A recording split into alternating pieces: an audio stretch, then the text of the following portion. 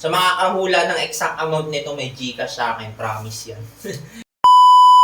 Hi guys, yun. Papakita ko lang, share ko lang sa inyo. Magbubukas na ako ng alikansya. So, galing tong alikansya na to sa Monasterio de Tarlac. So, pinabili ko to kay Papa ko. Tapos sabi ko, December ko siya bubuksan. Nagpunta kami ng Monasterio de Tarlac. Nakalagay dito yung date.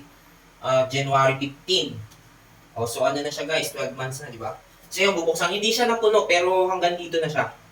So yun, tignan natin kung ilan ang kalalabasan nito. So makakahula ng exact amount nito, may Gcash sa akin, promise yan. So yun, wait lang, bubuksan ko na.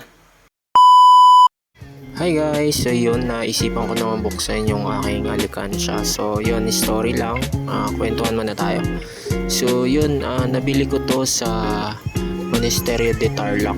Actually, hindi pala ako yung bumili. Pinabili ko kay Papa ko. Kasi mas kasabihan ng iba, mas maganda daw pagka hindi ikaw yung mismo bumibili. So wala namang masama kung maniniwala tayo sa kasabihan na yun. So yun, binili siya ni Papa ko. Sa ano pa kami nun, nagpunta kami ng Monasterio de Tarlac. So kung makikita nyo, may nakasulat naman dun sa alikansya na Monasterio de Tarlac. Tapos yun, pinahulugan ko pa nga ng barya sa kanya. Parang pati nga ba?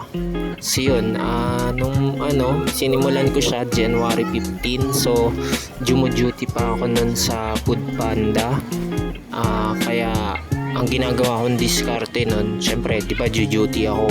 Tapos ngayon sa buong maghapon kong duty, lahat ng maiipon ko na may 5, 10 tsaka yung 20 na barya, lahat yun iuhulog ko. Parang yun yung naging goal ko. Basta meron akong 5, 10 tsaka 20, itatabi ko yun, iuhulog ko yun sa alikansya ko. Hindi pwedeng hindi. Ganun yung naging goal ko para hindi ko makakalimutan na mahulugan yung alikansya ko. So yun, ganun yung ginagawa ko everyday. Tuwing gabi bago ako matulog, i-check ko yung belt bag ko. Check ko yun kung may laman na 5, 10 tsaka 20 para iuhulog ko siya doon. Tapos yun, hanggang sa nangyari na nga rin, nahinto kasi ako mag-duty sa Food Panda. So yun, kahit nahinto ako mag-duty, syempre ginagawan ko pa rin ng paraan. Pero may mga araw na hindi ko na siya nahuhulugan din kasi nga hindi na nga ako duty, so wala akong barya na nalilikom, ganun. So minsan ang ginagawa ko, ako yung gumagawa ng paraan para magkaroon ako ng 5 piso o kaya 10 or 20.